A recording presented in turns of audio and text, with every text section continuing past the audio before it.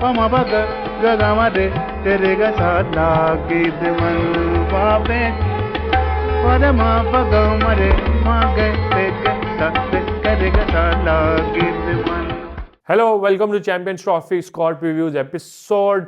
आज के एपिसोड में हम रिव्यू करेंगे पाकिस्तान का जो चैंपियंस ट्रॉफी का स्क्वाड है। अगर हम उस पर नज़र दौड़ाएं तो उसमें काफ़ी चेंजेस हैं जो कि अभी रिसेंटली पाकिस्तान ने ओडीआई क्रिकेट खेली है उससे इन द सेंस ये पाकिस्तान का भी जो पिछले 6 महीने का अरसा रहा है या 7 महीने का अरसा रहा है, it has been pretty successful in ODI cricket. Pakistan ने ऑस्ट्रेलिया में काफ़ी साल बाद जो है सीरीज़ जीती। I think almost after more than 20 years Pakistan Australia में ओडीआई सीरीज़ जीता। फिर पाकिस्तान साउथ अफ्रीका में ओडीआई सीरीज़ जीता।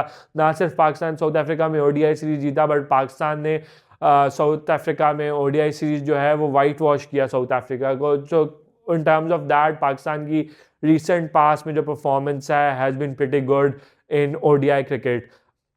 बट ऑफ कोर्स जो सबसे बड़ा सेटबैक हुआ है पाकिस्तान को वो साइम अयूब की इंजरी हुई है जो कि साउथ अफ्रीका में सेकेंड टेस्ट में हुई है। उसकी वजह से Saim Ayub has been ruled out of the Champions Trophy. वो 10 हफ्तों के लिए बाहर हैं। So that is one reason कि पाकिस्तान को अपना जो स्क्वाड है उसकी आउटलुक थोड़ी चेंज करनी पड़ी। बिकॉज एक तो Saim Ayub has been in great form as a batter over the past 2 series, but उसके साथ साथ साइम एक और एडेड एडवांटेज देते थे कि वो एक बॉलिंग ऑप्शन भी होते थे। So he could someone who could bowl 10 overs and bowl them pretty well. Of late we have seen that. So Pakistan उसकी वजह से एक बॉलिंग ऑप्शन भी जो है वो मिस आउट कर गया। सो उसकी वजह से पाकिस्तान का जो टीम कॉम्बिनेशन है, जो पाकिस्तान के प्लेइंग 11 है, वो थोड़ा डिस्टर्ब हुआ है। But all in all Saim Ayub जहाँ पाकिस्तान के स्क्वाड से बाहर हुए हैं तो वहाँ पे ही फ़खर जमान जो है वो स्क्वाड में वापस आए हैं and finally I better sense prevailed के Fakhar has made it the Pakistan squad. And of course वो उनके कुछ इंजरी के कंसर्न थे जिस वजह से फ़खर ने खुद ब्रेक ली हुई थी। So it's good to see Fakhar back in Pakistan ODI squad because मेरे ख्याल में तो Fakhar is Pakistan best white ball better in the country. So it's good to have Fakhar at the back at the top. फिर बाबर आजम है, मोहम्मद रिजवान है, everybody knows के they would be part of Pakistan's ODI squad। जो कि कुछ choices है जो मेरे लिए a little concern है, वो थी तैयब ताहिर की या सऊद शकील की। because एक तो ये था कि they were sort of favoured ahead of Irfan Khan Niazi.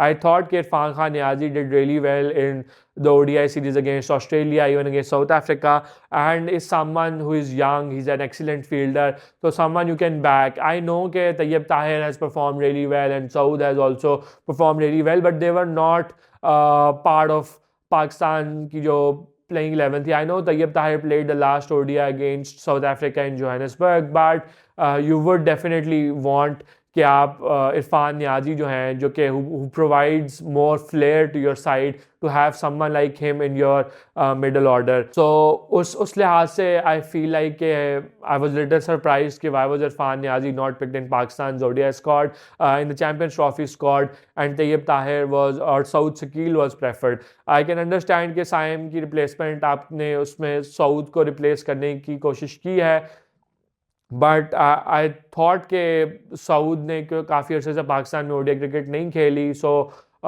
It will be interesting to see कि how Saud goes about his business, but I felt like Irfan Khan Niazi वो समवन जिसका हायर पोटेंशियल है and who can perform much better if given the opportunity. And of course एक और चीज़ है कि जो यंगस्टर्स होते हैं उनका कोई बैगेज नहीं होता, उन पर कोई वो प्रेशर होता है, बट उस तरह एक तरह से प्रेशर नहीं भी होता कि उनको कोई पीछे पुरानी परफॉर्मेंसेस का नहीं होता। तो Irfan Khan Niazi has not played any ICC tournaments before, so he does not have any bad memories. So जब when you don't have that baggage और बैड मेमोरीज, तो there is always that chance you can perform with more freedom, and जब आप ज़्यादा freedom के साथ खेलते हैं तो उसमें आपसे ज़्यादा अच्छी परफॉर्मेंसेज होने का चांस होता है। तो I would have liked Irfan Khan Niazi head of either Tayyab Tahir और सऊद शकील। सेकेंडली फिर एक और चीज़ है कि Pakistan has gone in only with one specialist spinner which is Ibrar Ahmed. तो उसमें था कि Pakistan could have instead of having 2 extra batters, एक तो इरफान नियाजी हो सकते थे, और फिर अगर आपने उन दोनों बैटर्स को रख लिया था तो you could easily have had another spinner Sufyan Mukim, जो कि who was very exciting spinner और he has done well recently in South Africa as well. We saw कि he has a good variety of bowling, especially Pakistan and India के against Dubai में भी खेल रहे हैं, तो वहाँ पे you might have needed an extra spinner in your side, जिसको आप अगर spin conditions होते तो आप उसको खिला सकते थे. But Pakistan going with just one spinner, थोड़ी जो है मुझे उस पे strategy पे डाउट्स हैं, because we saw recently in the ODI था पाकिस्तान वर्सेस न्यूजीलैंड, उसमें वी सॉ कि पाकिस्तान के जो part time spin bowling option थे. Of course I can understand Pakistan have added Khushdil to the side who is a sort of replacement for Saim Ayub in the sense कि he can bowl and bat, but खुशदिल के जो bowling figures थे वो 9 for 66 थे. I know any bowler can go for runs and based on one game it will be bad on my part to judge him, but it would be better to have someone who can bowl or who has more bowling experience. For instance, I would have even preferred having someone like Shadab for that role, because Shadab has experience of playing in the ICC tournaments. He has done considerably well for Pakistan in the ICC tournaments. I know कि शादाब जो हैं उनकी form पिछले कुछ अरसे में उतनी अच्छी नहीं रही, but in a big tournament if you are looking at experience and you looking someone who can step up, तो Shadab is definitely the guy who can come in the side and step up and make an impact with his performances. जहाँ तक पाकिस्तान के fast bowling resources हैं, तो fast bowling resources are pretty good with Shaheen Shah Afridi, Naseem Shah, Haris Rauf. Shaheen का specially पिछले कुछ अरसे में नज़र आया है कि he has recovered his pace, जो कि पहले लग रहा था कि he seemed to have lost it, तो अब उनकी पेस वापस 140s में आ रही है. Now he's swinging the ball, especially in South Africa. He was very good both with the new ball and old ball.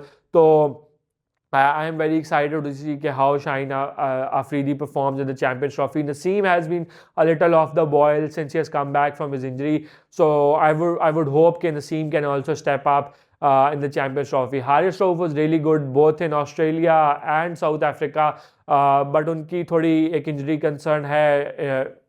In the ODI against New Zealand, he left the field early. वो अपने overs पूरे नहीं कर सके थे. उनका I think muscle जो था, chest muscle, वो pull हो गया था. So it will be interesting to see कि whether he can get recovered in the time for the Champions Trophy, या he might miss out. फिर it will be interesting to see कि which replacement Pakistan go to. अगर पाकिस्तान को replacement चाहिए हो तो उसमें 2-3 नाम हैं. देयर इज़ मोहम्मद अली का नाम आ रहा है, आकिफ जावेद का नाम आ रहा है, but I don't think both of these can be replacements for Haris Rauf. एक तो मोहम्मद अली का हमने देखा है कि उन्होंने डोमेस्टिक में परफॉर्म किया, बट इंटरनेशनल क्रिकेट में उनकी परफॉर्मेंसेज उस तरह से नहीं रही सकी. एंड मेरा ये खदशा है कि अगर वो एलीट बैटर्स के अगेंस्ट बॉलिंग करेंगे तो he will go for extra run. He won't be a good replacement I think for Haris Rauf. इसी तरह आकिफ जावेद है, तो Akif Javed is also someone who can bowl with a new ball and he is good with the new ball, but death overs में उनकी वो उस तरह से बॉलिंग उतनी अच्छी नहीं है. We saw in recently in the BPL as well कि वो डेथ में उनको अच्छे खासे रन्स पड़े थे and he went for quite a lot of runs. So I think in दोनों की बजाय एक बेहतर रिप्लेसमेंट हो सकती है अगर Pakistan if looking for Haris Rauf को खुदा न खास्ता इंजरी परसिस्ट करती है, तो वो वसीम जूनियर की हो सकती है. वसीम जूनियर इज समवन जो कि मिडिल ओवर्स के बॉलर हैं. हारिस रऊफ की लाइक फॉर लाइक रिप्लेसमेंट होंगे, और specially Wasim junior is a very good death bowler and he is someone who can bowl very good reverse swing as well. So Pakistan के conditions में या दुबई के conditions में having Wasim junior who can bowl good in the middle overs and at death and can reverse the ball would be a handy addition.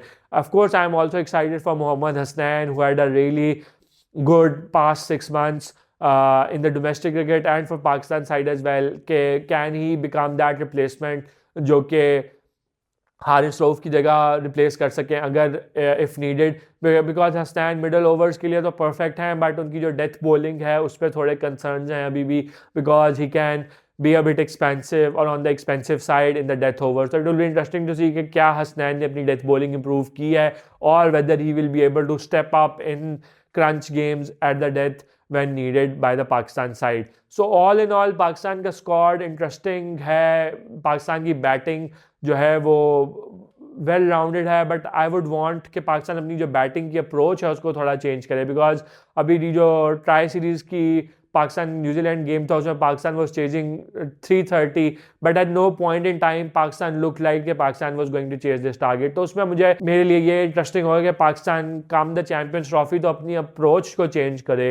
Because जो Pakistan south Africa में भी series जीता था या ऑस्ट्रेलिया में भी सीरीज जीता था, उसमें बॉलिंग ने स्टेप अप किया था। स्पेशली जो ऑस्ट्रेलिया की सीरीज थी उसमें पाकिस्तान के बॉलर्स ने ऑस्ट्रेलिया को जल्दी आउट कर दिया था, मीडियोकर टोटल्स पे आउट कर दिया था, which were easily chased by our batting. Similarly South Africa में अगर हम देखें तो फर्स्ट ओडीआई में Pakistan had to chase just 240 run and Pakistan ने वो भी 50th ओवर में जाके चेस किए थे। अगले 2 मैचेस में यू बैटेड फर्स्ट, तो बैटिंग फर्स्ट करते हुए तो आपको फिर भी एक आइडिया है कि we have to post and total in excess of 300 and then our bowling will defend and it will step up. But in के मैचेस जहां पे आपकी बैटिंग को चेस करना पड़े टोटल जो कि 300 से ज़्यादा हो या 300 की रेंज में हो, तो उसके लिए आपकी बैटिंग का ये स्ट्रैटेजी नहीं होनी चाहिए कि फ़खर जो है वो 150 रन कर देगा और बाकी बैटर्स जो हैं वो उसके इर्द गिर्द खेलेंगे। आपकी स्ट्रैटेजी ये होनी चाहिए कि आपके सारे जो बैटर्स हैं वो कोशिश करें कि वो बॉल 1 से रन करने की कोशिश करें। बिकॉज अगर आप 6.5 या 7 रन की एवरेज चेस कर रहे हैं तो इट इज़ इम्पॉर्टेंट कि आप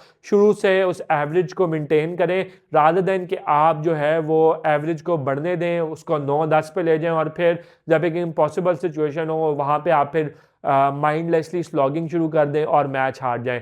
सो इट्स इंपॉर्टेंट कि पाकिस्तान प्रोएक्टिव अप्रोच अडॉप्ट करे, play modern cricket, take a leaf out of India's approach, how India has been playing, especially like Rohit Sharma, how he has changed his own game and how India's game has changed. तो Pakistan will have to look at that कि अगर पाकिस्तान को बड़े targets chess करने हैं या champions trophy में अच्छा परफॉर्म करना है तो Pakistan will have to score big totals and chase down big totals. Specially Pakistan के कंडीशन में पाकिस्तान खेल रहा है, जितने पाकिस्तान के ग्राउंड्स हैं वो बैटिंग फ्रेंडली विकेट्स हैं, वहाँ पे बड़े रन्स लगते हैं। अगर आप कराची देख लें, लाहौर देख लें, पिंडी देख लें, ये सारे ऐसे सर्विसेज हैं जहाँ पे easily in excess of 300 totals हो सकते हैं। तो Pakistan will have to, especially Pakistan's batting will have to step up its game if Pakistan has to do well. And of course, bowling तो has been Pakistan's saving grace since forever in ICC tournaments and I hope कि इस tournament में भी they can do the same. तो ये थी Pakistan team preview. Hopefully आपको पसंद आई होगी। लाइक करें, शेयर करें, सब्सक्राइब करें, कमेंट करके बताएं कि आपको हमारी ICC champions trophy preview episodes कैसी लगी। अगले एपिसोड तक के लिए इजाज़त, अल्लाह हाफिज़।